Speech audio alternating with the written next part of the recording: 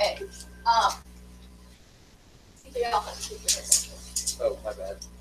All right. Good morning. Good morning.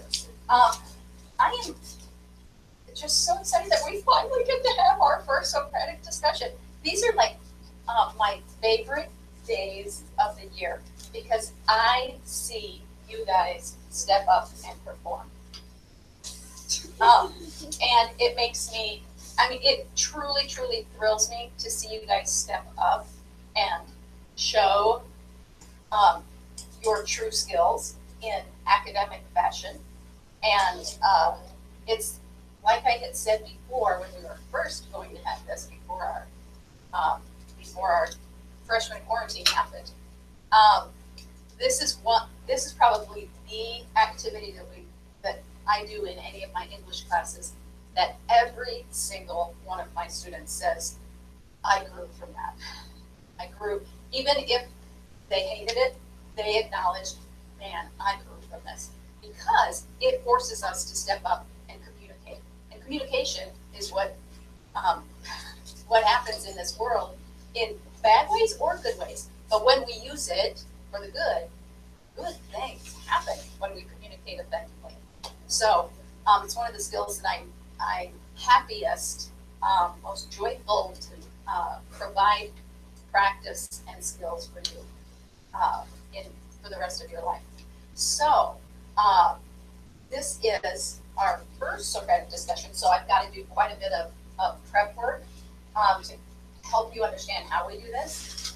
Everybody can get their computers up and running with your discussion prep sheets.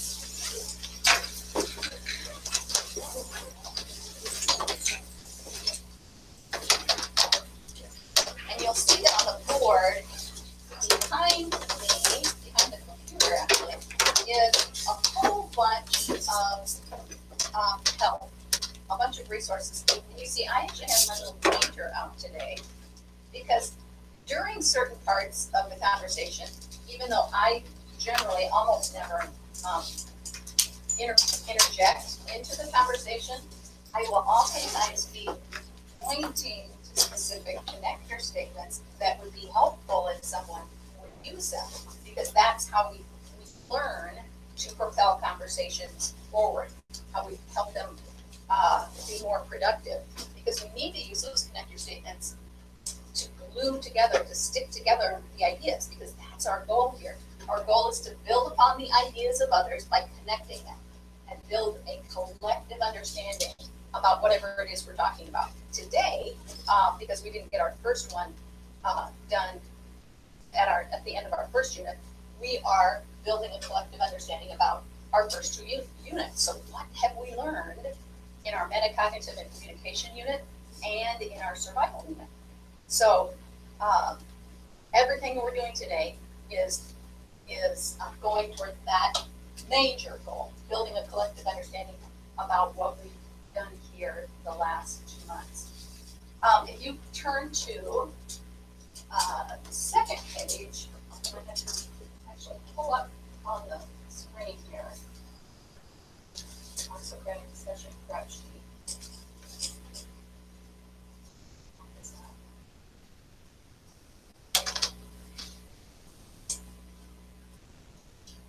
All right, so let's go through. On the second sheet, you can see a bunch of connector statements that are there.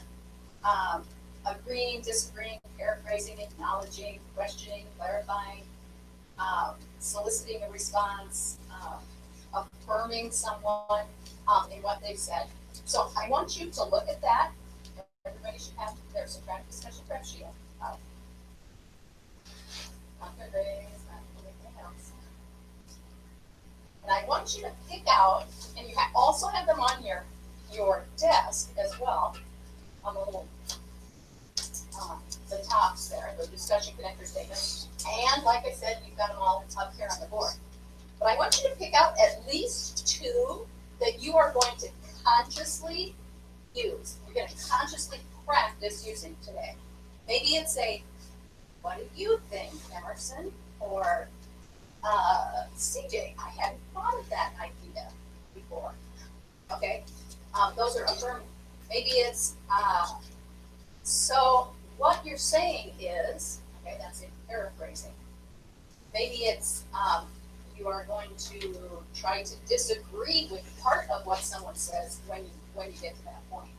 I disagree with the idea that, okay, so pick out at least two that you're going to consciously practice to use today.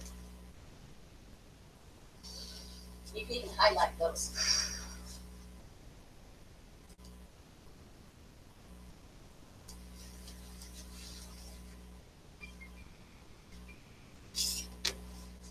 All right, and then on the next page, it runs through the college and career readiness objectives. Really, why we're doing this, other than the fact, now this is the specific academic reason we're doing this, but the real reason is because we need communication skills all throughout the rest of our lives. And like I said, having good, strong communication skills, knowing how to really effectively communicate, will get you places in life, and it will make your life so much easier, more effective. So the college and career readiness objectives there: prepare for and participate effectively in a range of conversations and collaborations with diverse partners. Diverse meaning we have all of us have different ideas. Building on the ideas and expressing their own clearly and persuasively. Come to the discussion prepared, so that's what you did yesterday. Having read and researched material under study, so that's our metacognitive unit, our communication unit, and then our survival unit. All of those texts and videos and discussions that we've had. Explicitly draw on that preparation by referring to evidence from texts and other research on the topic or issue to stimulate a thoughtful, well-reasoned exchange of ideas. So you are going to use your discussion prep sheet to enter into the conversation. And so when you have your discussion prep sheet there, if you are one of the skilled, just totally comfortable person in speaking in front of groups, you might look at that, you already know, you prepared well, you might not even hardly look at it while you're expressing your claim, your opinion, and using your evidence. But you may, conversely, be one who never speaks up. You hate talking in front of someone. If that's you, you can simply read what you prepared. That's the explicitly draw on that preparation. If that's where you are, that's fine. We're entering this conversation wherever our skills are. Okay? No one should feel bad about what their skills are in speaking in front of people or their ease at speaking in front of people. Some of you, we all know, you guys have been with each other in classes forever. You know who the people that love to talk are. You know who the people that hate to talk are. So this is your opportunity to, I wish I could see all your smiles behind this mess. This is your opportunity to take whatever your skills and your ease are and challenge yourself.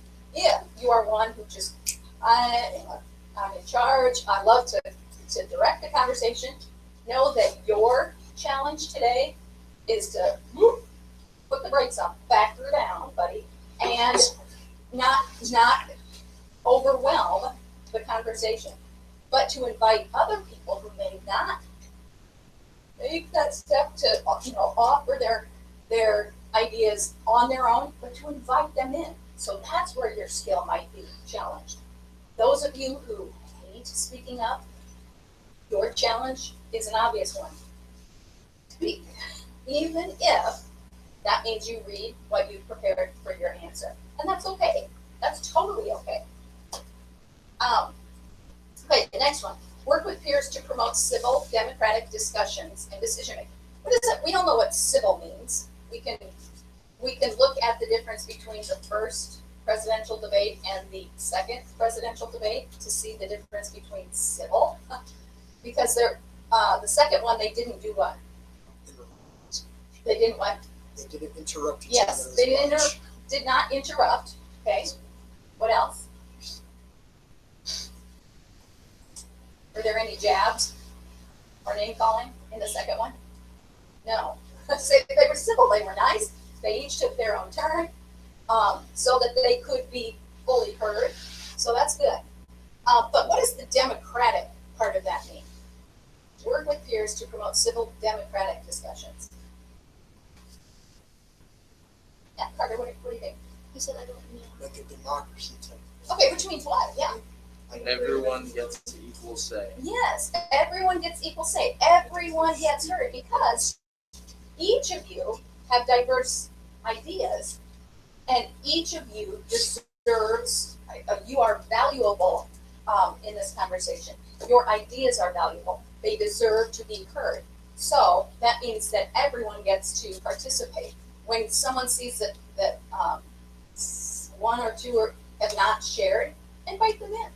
And this again draws back to no one dominates and no one withdraws.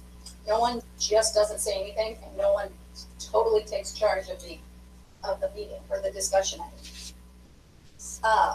Okay, propel conversations by posing and responding to questions. Propel means keep it moving. Pose questions. We have questions already prepared, and responding to questions. We have responses already prepared.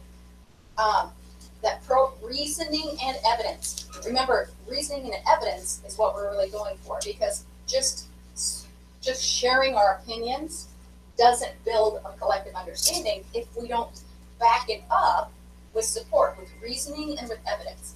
And since our goal is to build a collective understanding about our first 2 units, what all we've learned, that's what we want to always bring it back to. Ensure a hearing for a full range of positions on a topic or issue, clarify, verify, and challenge ideas and conclusions, and promote divergent and creative perspectives. So we want to hear everyone's ideas, and we want to build on them and inquire about them, because when there's a good idea that is interesting, that's different, that's worth delving into, to hear, to see how it might build our understanding. And then lastly, respond thoughtfully to diverse perspectives. So responding thoughtfully can simply mean, it can be verbally or non-verbally. Verbally, it could be, I had never thought of that idea before. That's interesting. That gives me a new perspective. All right. And non-verbally would include things like not doing eye rolling or weird facial expressions. So we're always thoughtful in how we respond. Okay, so continue going down on that page, the discussion norms. One person speaks at a time, so that's the democratic part, no interrupting, civil and democratic. Everyone contributes ideas, no one dominates or withdraws. Using transitions in discussion, connector statements to connect your comments. Remember, those connector statements are the glue that sticks all of your ideas together. Inviting others into the discussion artfully, instead of saying, well, let's say, CJ, you haven't talked yet. Instead of saying something like that, say, well, CJ, what are your ideas about, whatever it is you're talking about? Here's the one that's really important. Agree and disagree with ideas, not people. And it's really easy for people to go, well, I agree with Presley, and I agree with Kira, and we just start agreeing with everybody because it feels nice and civil and friendly. But we really are here about ideas. So, especially when we get to disagreeing with someone's idea, if you disagree with an idea, that's okay. But if you're disagreeing with a person, when you're disagreeing with a person, then it starts where some people can get defensive. They can, it can add a negativity to the discussion. So agreeing and especially disagreeing with ideas is important rather than people. Asking clarifying questions. That's how we dig deeper. What do you mean by that? What in the text makes you feel like that? Okay. Support a point with evidence from the text. Always bring it back to the text. Synthesize, put together. and summarize points of agreement in order to come to a conclusion. Well, it sounds like we all agree that, and then you can move on to the next point.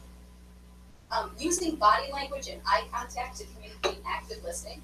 This is really especially challenging with the fact that we all have face masks on.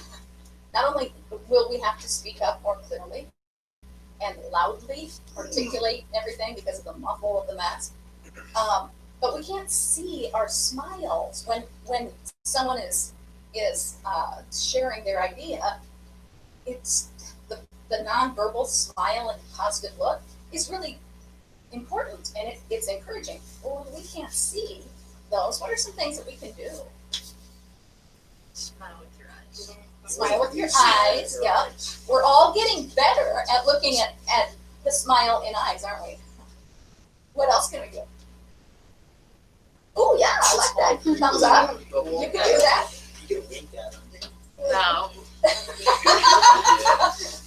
what I was thinking. I will I like look at you that every one. time. What else could you do?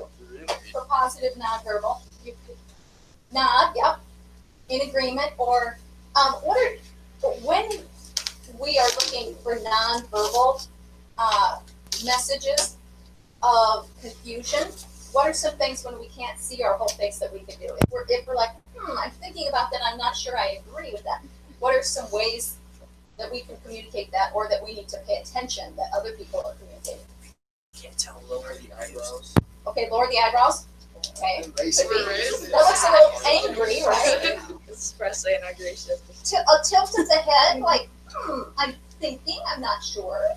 You know, Dog. Newborn dog. but it does create a bigger challenge for us. Just get up and start doing that. Okay, and then here is one of the most important things that I think really pushes your skills the most and is the most productive in life, is that you stay in a posture of humility, intellectual flexibility, and curiosity.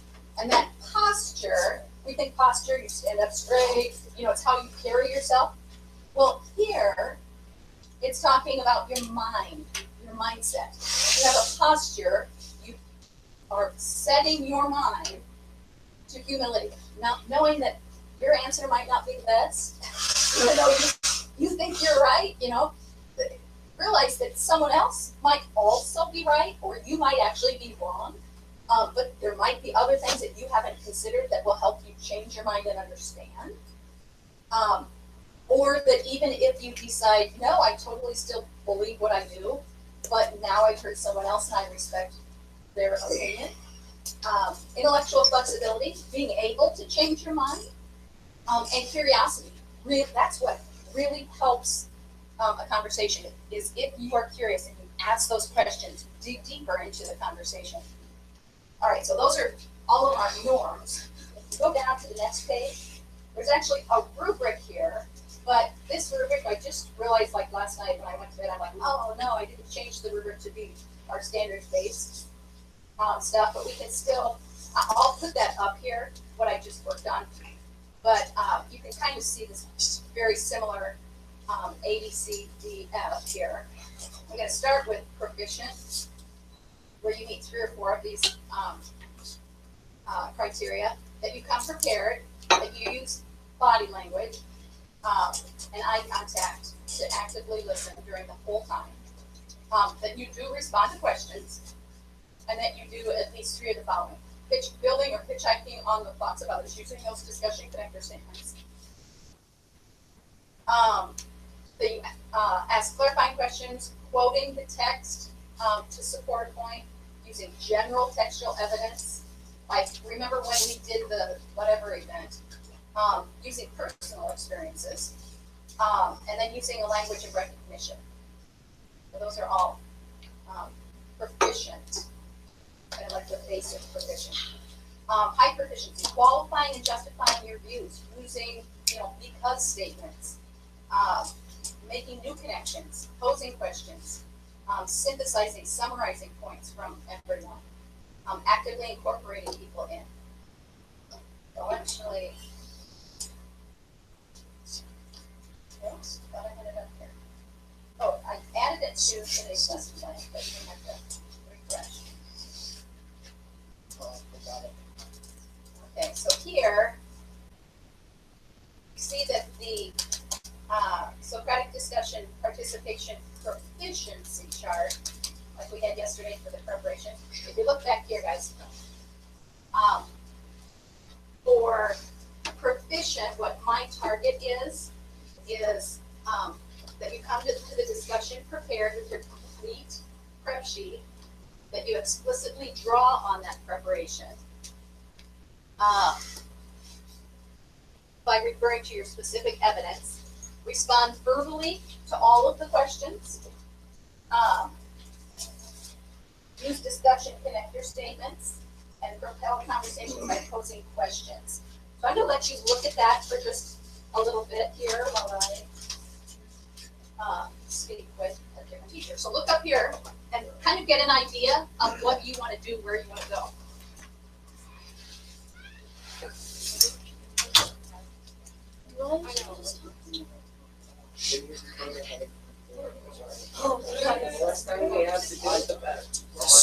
I say we be quiet and be mature students. Shut up. I agree You with just you. say that you've been recorded. Everybody. My shoes are so dirty. I don't know. Wow, those are some real dirty shoes you got I there. know, wait, look. I That's agree. crazy. I burned this one. Yes, I can see. Wow. It's better. How did that even happen? Yeah, I was just like resting on a fire ring, and then it started. Yeah, you were just chilling with your foot in the fire. Yeah. In the fire. You know, just any other day. I kind of forgot the fires were hot. Shut up. I say this in a mature It's way. Thanks. I think we got this in the bag. Alright, let's all be silent and mature now. Or you want for this discussion? Socratic discussion. Socratic. No. Yeah, let's talk about our mature personality. Website, you take a test. Okay, so the next page under the rubric is, tell me what the next page is. Next page is the goals. Okay, so that's what I was That's hoping you would say. Let me get this. Oh, there we go. Okay. I want you to look at the goals, the questions there. I want you to really reflect on what you plan to do. What is your main participation goal for today? Is it, you might be one that just says, I just want to be able to talk. I just want my voice to be heard on my, on one of the questions. That might be your goal. Maybe you're like, oh yeah, what Mrs. Hartwig said was challenging to me about the fact that I can't do all the talking because I really kind of want to do all the talking. And so maybe that's your goal. Maybe it is I want to use 3 connector statements. Maybe it's I want to evaluate myself really well.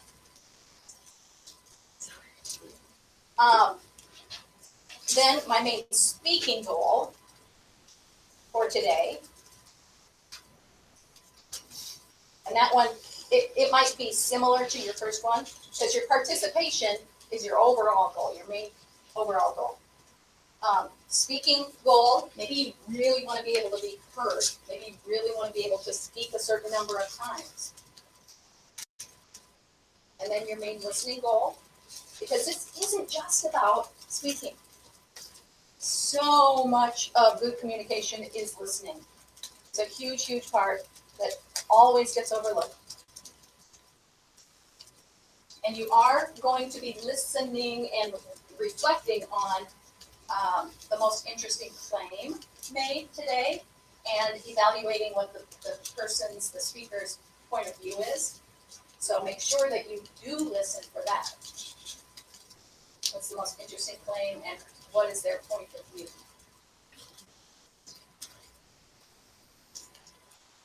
And then your cognitive thinking goal for today. How are we going to connect this all?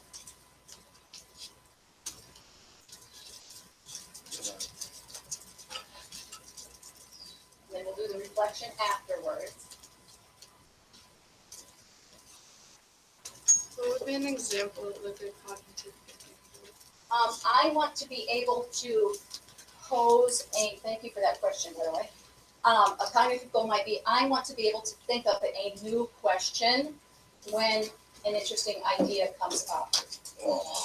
That might be it. I want to really, here's another example, I want to really come to a better understanding of what we learned through our first 2 units. That's a real general one.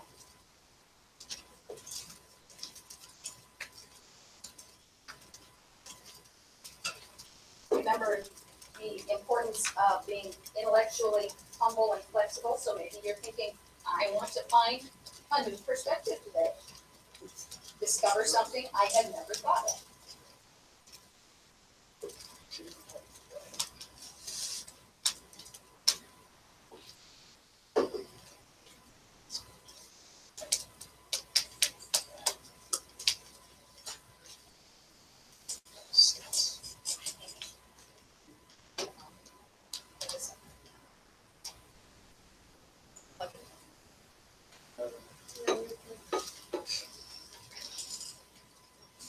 All right. How much more time? Show me fingers. 1, 2 minutes, or are you good to No, go? we're good. All right. Rock and roll. You wanna rock and roll, huh? No, the charge of my 5 is completely. Okay, so here is, there's a lot of stuff that we need to go through in our first one specifically. Okay, remember that everyone on the inside, you are the speakers. You are having one round of conversation. The outside people, even when you're like, oh, that was so good, I have something to say. Keep it, because you can use some of what you hear in the first conversation in your conversation. But on the outside, you are not speaking. You are really, really listening. You are also going to, I realized I just did something wrong. Okay, I, on the outside, have little pieces of paper taped to your desks. You are either a content person or you are a discussion person. And I just realized that I screwed up because I always leave every third desk empty, so we have an evidence tracker. But today, that's okay. So either you are a discussion connector tracker. So if yours says discussion, raise your hand. Jared, Jenna, Anthony, and Nancy. Okay. So you are tracking what discussion connectors are used. You might say Presley agreed with Vicky. Vicky invited Hayden into the conversation. So you're really picking up, you're tracking who is using which connector statements and what are they using. Those who say, who have content, so, okay, so Brooklyn, Andrew, Isabel, and Casey, you are actually concentrating on kind of summarizing the content. What are they saying? Okay, Bo, and what the connector or the helps that I have here for you: asserts, claims, states, praises, insists. These are active verbs that will help you more accurately describe what they are doing with their content. Are they asserting that? Are they posing a question? Are they telling? Are they describing? Are they declaring? Are they urging, implying? Okay, be thinking, what really are they doing with their content? And try to use those active verbs. And the way you do that is through back channel. Have you guys ever used back channel or anything like it? Okay, so those of you on the outside need to do this. Those on the inside, watch, so that when you switch to the outside, you'll know what to do. But you just click on back channel there. Big fist. You put your name there. It has to be, you can do I have to know who you are, so don't pick some weird name. The code is there, and then you hit start. So all of you in the outside circle, I want you to do that. And hopefully it'll go right down below the rubric there. There we go. You can hit start, yep.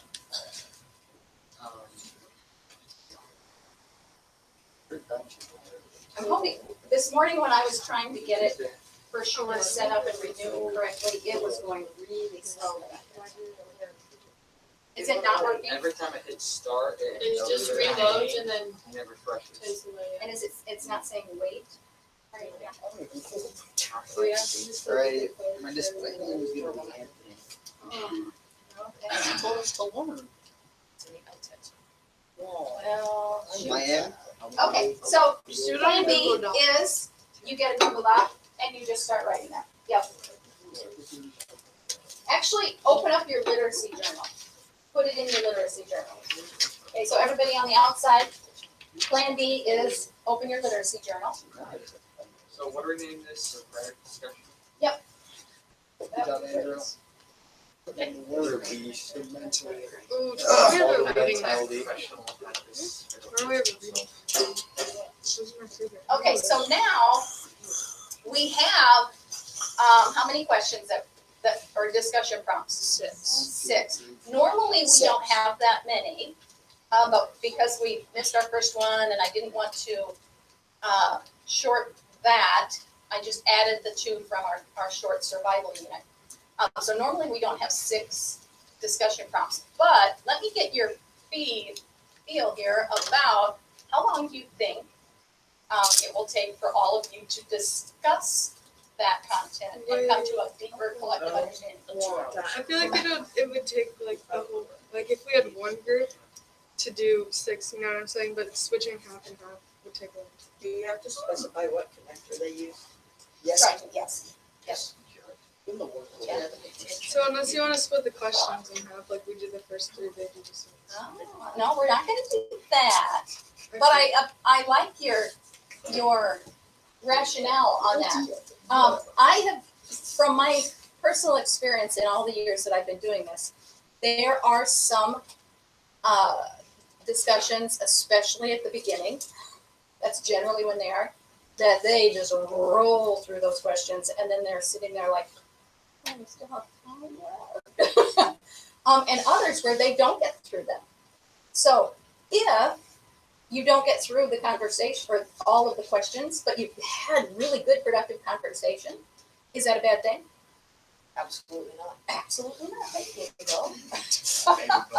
Okay, so, but you will be able to kind of pace yourself as well. I am going to start off, we've got just over half an hour. I am going to start off with 11 minutes for a conversation. Easy, we got this. We're not gonna fly It through is an odd number, you're right. I'm kind of an odd duck. Okay, so, when we start this conversation, because this is a civil democratic discussion, do you think you have to have a leader? No, Absolutely. I think we should. but I will be a leader if you want. No, Okay. that's Not the what. point. When, No. yeah, that's actually not the point. However, keeping in mind our tendencies, you all know who the general discussion leaders are, the ones who have the skills that use them readily because they just love to. You innately know, even if you don't consciously know, that whenever you are in a conversation, whether it's people you know or people you don't know, there tend to be people who step up to be kind of a facilitator, people who step up to be, they regulate, remember, the conversation. They might just decide, hey, somebody needs to be a leader here, I'm gonna step up and do it. That's not necessarily what has to happen here at all, because we want that civil democratic, everyone gets to speak. But obviously, someone will have to start, right? You guys as a group, I will allow you to either allow that to happen naturally, or if you want to, for this first one especially, if you want to choose,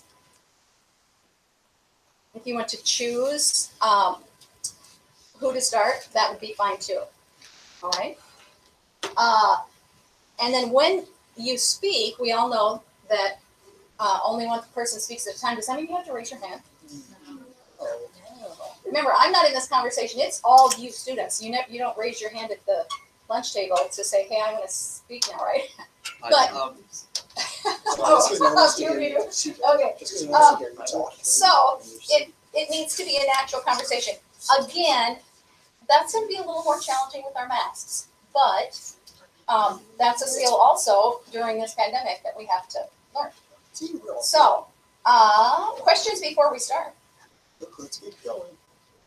You're all ready to go, huh? I really want to start. Okay. All right. I'm It's ready to it's go. rather- I don't know. Are you gonna start it? I think everyone else should Ask start the and first, I ask the will. first question. What is where are these questions? On your discussion Okay, project. What do you feel is most significant and helpful information you learned in the metacognitive portion of our first unit? Vicky, what do you think? I said I think the most helpful information is getting to learn about ways we can improve our mental health and the way we learn. I agree with Vicky, and I also said you need to pay attention and be able to adapt to different learning strategies. I will add on to Bo's point. I learned that you can force your brain to focus to get more done. And if you have a specific set of time that you have to get that done in, you'll be able to complete that task. Were there any specific texts or anything that you learned?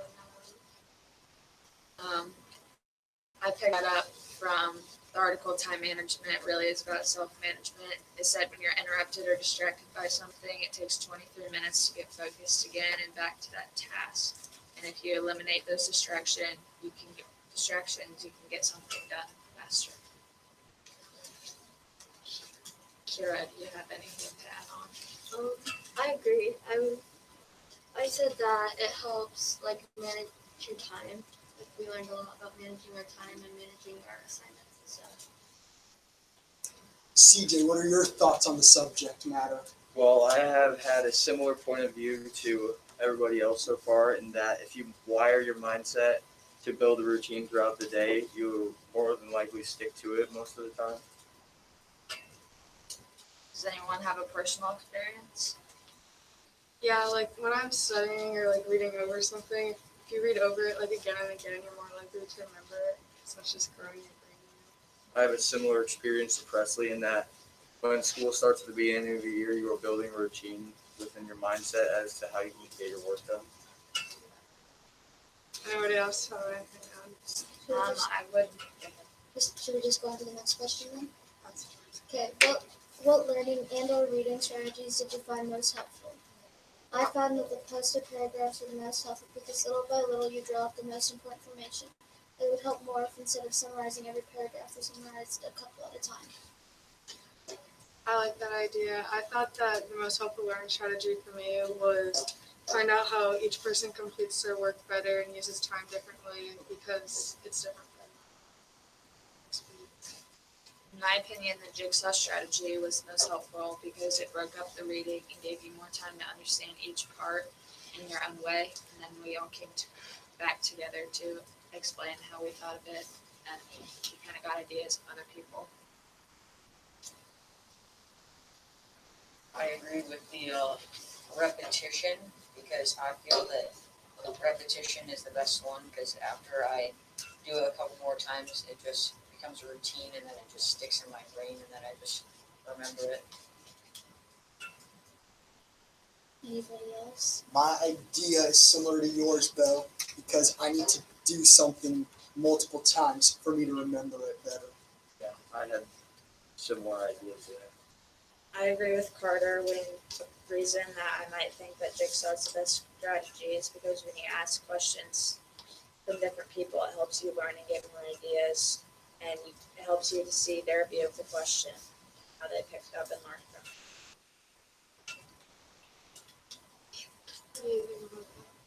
I agree with all the points mentioned before. But I would like to point out that the overall, if you don't have a good mindset when you're doing these strategies, they might not turn out the way that you want them I agree with that. Yeah. to. Anything else to add? Harley, anything? Well, when you said like summarizing just one paragraph, I think you need like summarize more than just one because that you get The the main, point. yeah, the main understanding. I agree with that. And then, what do we feel is the most significant and helpful information you learned in the communication portion of the first unit? Go. I said that body language can sometimes communicate more to a person than the actual what you're speaking about. I agree with CJ. I think the most important part of communication is nonverbal and how you come off to people, like eye contact and body language, because sometimes the tone of your voice may give a different thought of what you're saying than what you're actually trying to say. I agree with both of you, but I can add on that body language does also help in like because depending on what you give off will affect the response you get. Yeah, building off of what you said, like body language just helps like break down how the message is sent, and then it can be received differently if your body language is like perceived differently. I also agree with that, but I also added in keeping eye contact because that I feel that is one of the most important things because it just shows the person you're talking to that you're fully paying attention. I agree with Bo because my personal experience with people who don't want to maintain eye contact with me while I'm speaking, they come off as like awkward, and it just makes the conversation a lot harder to carry out. Yeah, I agree with you, and I would say I'm one of those. I feel like eye contact makes conversations awkward. Yeah, which is I don't why know it's like why. easier to have a conversation over like a phone call or a Yeah. text. But when you're like in person, it's harder to actually have a conversation. Harder I can you build agree up? and disagree with Yeah, that because like, then you're more connected to each other when Exactly. you are like looking at them. I feel like everything sinks in more, where otherwise you could just like be looking over here and be paying attention to something else while you're listening to them, but it's not really like so. I feel like I just have to be comfortable with them in order to maintain. Ira, do you have anything to add? I basically said I agree with all of you. I also said that you have to disconnect from your phone more because lots of our readings talked about how people are so connected to their phones that they're like not communicating with people verbally. I agree with that. And in my personal experience, if you've been on your phone for a long period of time, it can make it it makes it more different to talk to someone in person because you're building that as your normal routine. I feel like that kind of ties together with eye contact, is where you said it's easier over the phone because we don't practice like in-person That's why we're communication more as much as we awkward. probably should. Also, you can like interpret a message or like a text message way different than in person. They can be explained. Because I feel like if you have a conversation in person, you know exactly how they feel, but if you're having it over text, you kind of have to guess what their tone of voice is. Yeah, it is true. Does anyone have anything else to add? Okay. What is something that you've learned about yourself as a learner through this unit, Carly? Communication. Yeah, especially since we started like school online, I've learned that like I complete my work way better and quicker if I do like the little assignments first so they're out of the way, and then I'm left with my big project that I'll have more time to do. And then it just helps me stay organized because I don't have a bunch of little things left to do. I agree with Presley because when I was online, I also just liked to learn and then we would just get our assignments and then we would get to do them and we would have a lot more time to go through them and make sure that we had everything done and it was all correct. I partially agree. I feel like the type of learner, I'm more like a visual learner. Like I have to be engaging in the conversations and stuff in order to actually get something out of it. Yeah, I agree with Vicky. I feel like physically being in school anchors my focus on whatever we're learning. Because if I have my computer, I could just sit my computer down and I could just like go to the store and buy a monster. And my evidence to support that is my grades. My idea is similar to Bo's. I thought the 6 Ds of learning really helped me to figure out the best way I learn and what I need for everything to really soak in by just going through the steps for every assignment and not just breezing through it. That each assignment is just as important. Yeah, I agree. Like the new learning strategies that we learned were really helpful in other classes and stuff. Yeah, like the learning and time management as well as self-management. It talked about so many learning strategies, and like it made me realize that like I don't get anything done until the last minute, like when I absolutely have to. So like setting deadlines for me, I learned is really easy to help me get my stuff done when I need to get done. I agree. Like that kind of ties into the first question of like time frames. Yeah. I agree. Carter, do you have anything to add? That's it. Just out of the ballpark. Next question. How does literature reflect, evaluate, celebrate, and even shape the survival of My opinion of this is that literature can show so many different points and views. It can revolve around the voice of what you're saying. As an example, in the story Survival is Your Own Responsibility, it talks about what you need to know to be able to survive. Whereas in the other story, it talks about what happens after you make a risk. So it can show you so many different viewpoints. Yeah, and I feel like it depends on how people perceive it, because like somebody, like, it just depends on how they read it and what time they think the author's in and how they interpret it. What do you think, Caleb? I agree that it can influence people's views, but I also think it can influence people's actions. Like how the article that we read in social studies about the Syrian refugee crisis, it inspires people to take action and donate things to help the refugees. Adding on to that, I think that literature is just like a great way to get everybody's ideas and opinions out there. Because like half of the stuff that we learn about, I would have no clue if it wasn't for like reading about it. You know.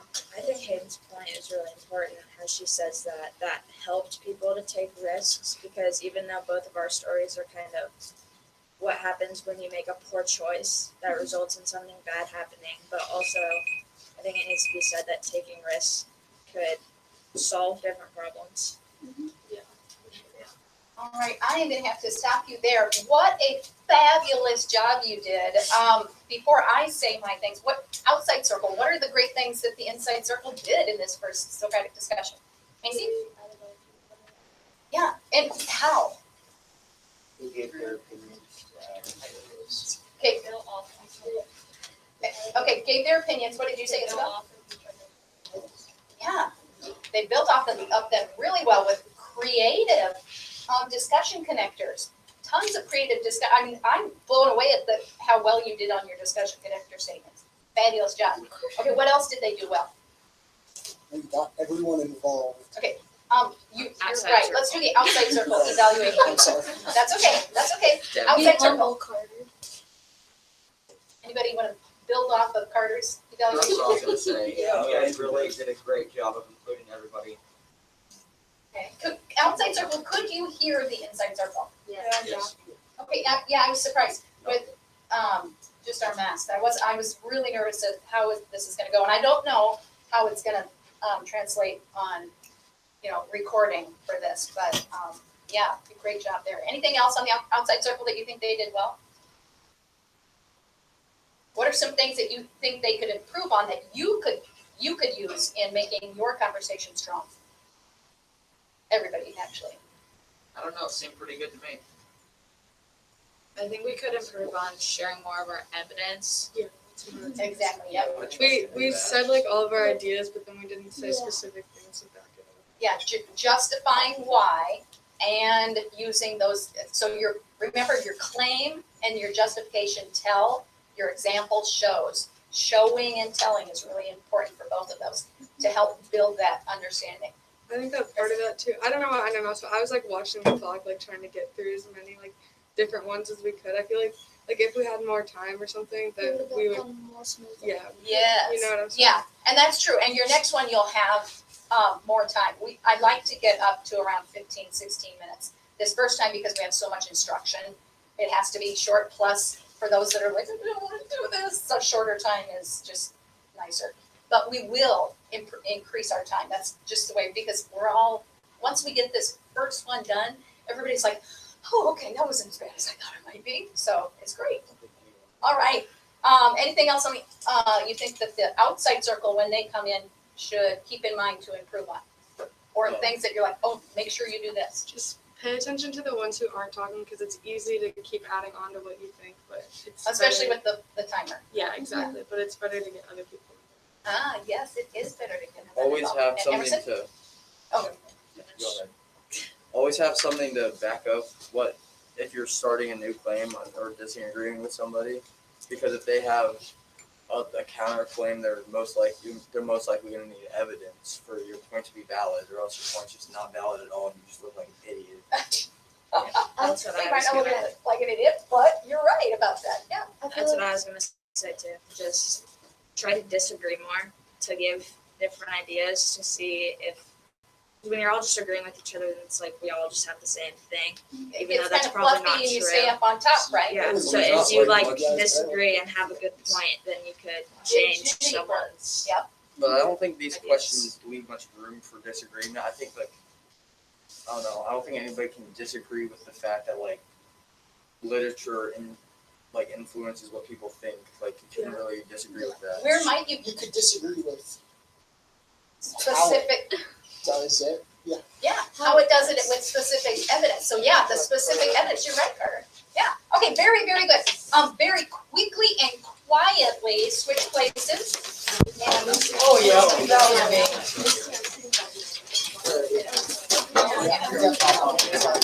And the new outside circle, open up your literacy journal. I'm sitting right there. So back down. I'll be rude if I have to. Oh, I yeah. I don't want to do Everybody turn it. No. Group one. No. Yeah, they can do this right. Like, I think I just don't want to add about what, like, if I just put a bunch of, like, I'm gonna fill up for that guy. Yeah. It took 2 pages. I have more down here than I did upstairs. All right, are we ready? Inside circle? Let's Wait, can I have an open your computer? Yes, on the outside circle, outside circle, you should be pulling open your literacy journal. Hey, if anyone wants to write in here, Who are my discussion connector trackers? Oh, I'm one of those. Carter. Okay, Okay. and who are my content trackers? Discussion? I need to see your hands, contact trackers, so content, so I know. No, yeah, that's you. Discussion. I'm discussion. If your discussion, you're tracking who's saying what discussion connectors. Okay. Content is, what are they saying? Please write this on the doc. Yeah, on your literacy journal. Yeah, open up your literacy journal, a new entry. All right, are we all ready? Let's go. All right, you may begin. All right, what do you feel is the most significant and helpful information you learned in the metacognition portion of our first unit? Macy, what do you have to say? I said that learning about what can affect me based on my sleeping patterns is important because it can affect how my body works the next day and how much I get done. Yeah, adding on to Macy, I feel that using different type of strategies to learn, whether it's getting more sleep or studying it more, adapting to new learning strategies will help you in the future. Along with your statement about the sleep, I think it's really important that sleep is a big part of your life just because how important it is to your overall health and your metacognition and learning. I agree with Andrew that getting enough sleep is important, and also keeping a growth mindset is also important to continue growing in your education. I agree with Garrett because I think the most significant and helpful information that I learned was we have to learn how to self-learn, because if we learn how to learn, then we'll be able to understand like what we're doing in the future and how we're supposed to do it. You have anything to add, Jenna? I agree with Isabel, and that we need to learn new strategies for how to learn, and like we need to learn the times that we remember stuff best. I agree with that. I agree with John because you shouldn't just have everything handed to you. You should just learn by yourself. Casey, you have anything to add? I agree with Jenna.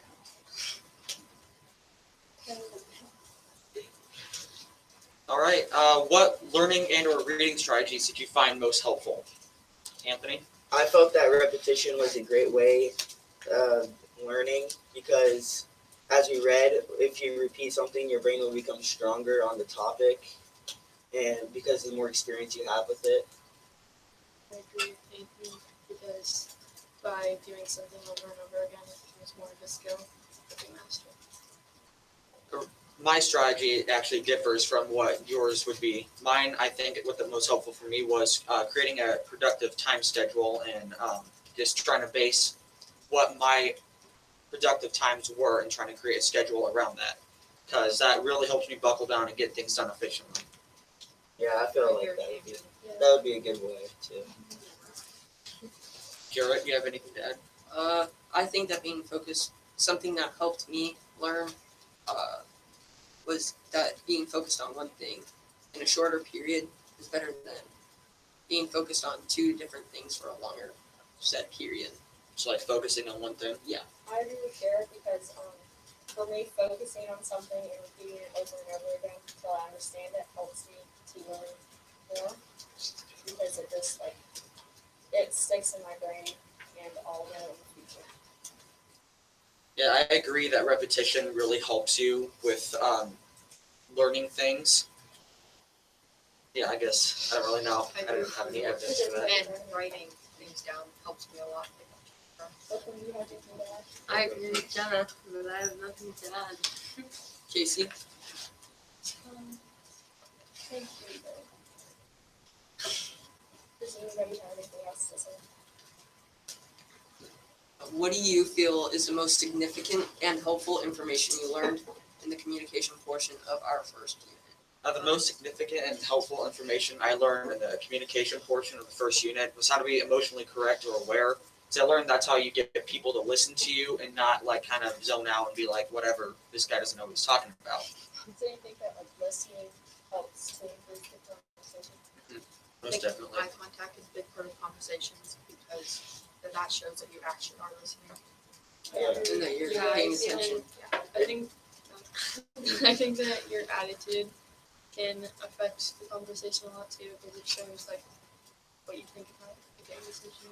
Yeah, I think that nonverbal communication is the most important part because it helps show what you're not saying. I agree with that statement a lot because, you know, your words and your body language can say two different things. You know, you might be acting like you're involved, you're in, you know, you want to be part of this conversation, but then your body's all closed off. And, you know, a lot of the things that we actually get from conversations is from your body, like the body language. That's how a lot of people communicate. And I think that's a big part of.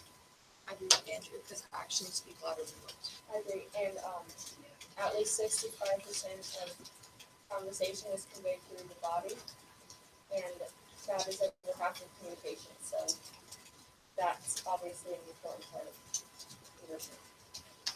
I agree with Isabel that nonverbal communication could affect the conversation because if you're giving off the feeling that you don't want to be there or be talking, they don't even want to talk to you. Like, why are they taking their time out of the day to talk to you? I agree with Jared. The body structure is a big part of having face-to-face conversation with somebody. Body language and eye contact. And I think especially with phones, with that, it's hard really to have those conversations. And I think that's why a lot of people today are lacking the ability to effectively lead a conversation because not necessarily they don't know how to, but their skills are not as strong as other people's in the past. I agree with Andrew's idea because when you're on your phones all the time, then your conversation skills start dwindling down, and you need to have face-to-face conversations with eye contact and body language to show like what you really, how you just have a conversation. Casey, you have anything to add?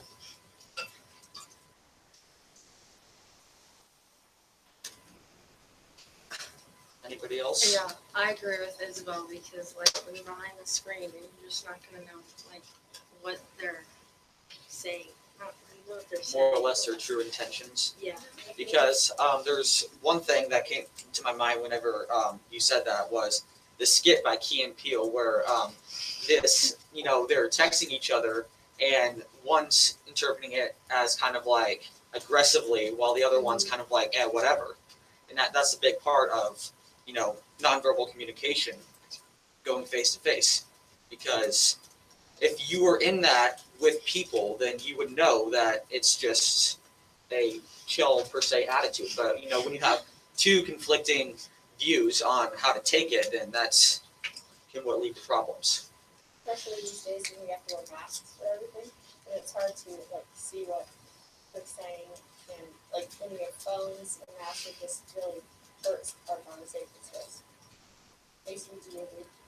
I just feel like through phones you can interpret attitude, like Andrew said, and it can affect the way that people treat you.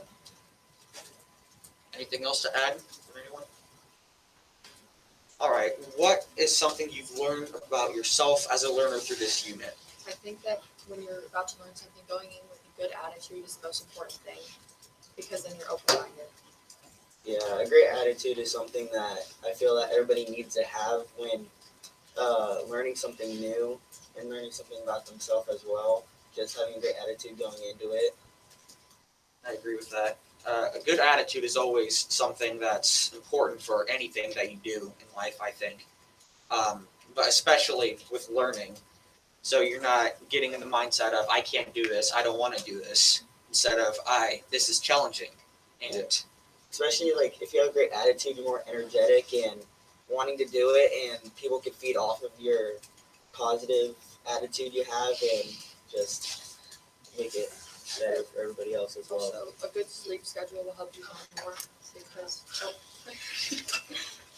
you'll be recharged and ready to learn. I agree with you guys that. What was it? question. Yeah, well, no, not the question. What were you guys just talking about? Sleep. Attitude. Not sleep. But Attitude. Attitude. No, I don't think that was it either. Well, with the sleep, you can have a great attitude waking up, so you're not like grumpy and stuff. Those two really go hand in hand, where you get good sleep, you have a good attitude, and that can really lead to effective learning.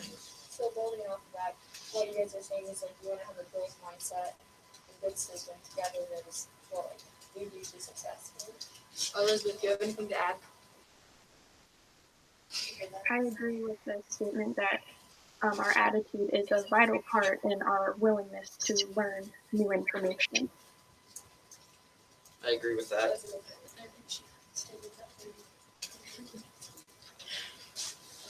Does anyone have anything to add before we move on? So how do you think literature reflects, evaluates, celebrates, and even shapes the survival of humanity? I think it's essential to the survival of humanity because it gives things meaning and it reflects about what happens and teaches us what decisions not to make and helps us learn from the past. Yeah, it really does give you like more of an understanding and thought about what you're like is about to happen, so you're not going unprepared and clueless, basically. Right, because some situations in history really have similarities from each other.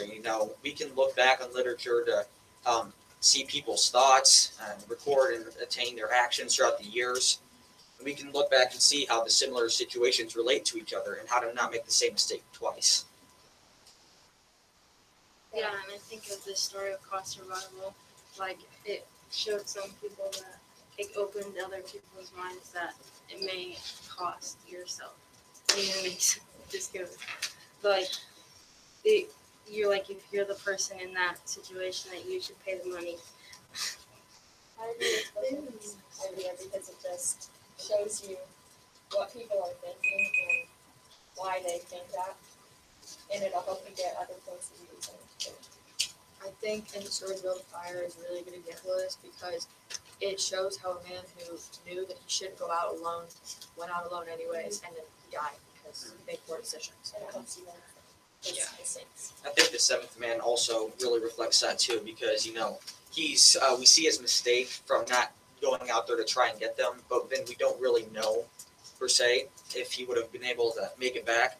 And so if we didn't have literature to record people's thoughts and experiences from disasters, we wouldn't be able to learn anything from it. Right.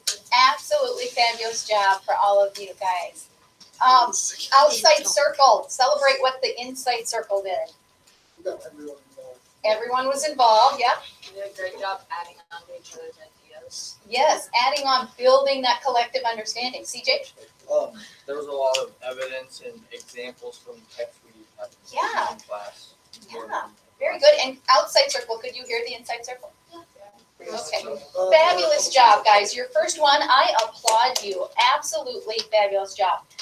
What you need to do now, and if you don't get it done before you leave, it is homework. You need to reflect on, and let me pull it up here. Reflect on the most interesting claim you heard today. So summarize it and fully explain it. And then number 6, I want to just go over this just a little bit. From the claim above, so whichever one you felt was the most interesting or intriguing, evaluate the speaker's point of view, their reasoning. So you're evaluating their point of view, their reasoning, and their use of evidence and rhetoric. What is rhetoric? Reasoning, Well, Isn't like rhetorical, open-endedness. you're getting towards it. Remember, rhetoric is the art of speaking or writing. But the art of speaking. So did they use eases? Did they use expertise? Did they use really good language? Did they use a tone of voice that was good? Did they use, so it's ethos, logos, pathos, so did they use emotion? Okay, we're going to get into that much more later in the semester. But how did they speak? What kinds of evidence did they use? Did it make sense? What was their point of view? Did they come to this very, egotistically, very humbly, very intellectually flexible? Was it from a personal point of view, from their own personal experience? Was it from kind of a diverse worldly perspective that they appeared to be presenting this? Okay, and it's identifying anything that you felt was exaggerated or distorted or didn't make sense. Okay. So with the claims, is it just for our circles or is it as could be one group? out of any Okay. of today. Yep. The most interesting of today. And then 7 and 8 are 7 your strengths today. Explain what you did well. And then 8, what's an area you want to improve in for next time. And it could still even be what you did well, you want to do even better in. That could be too. Okay. Questions? All right, you guys did a fabulous job. Good job.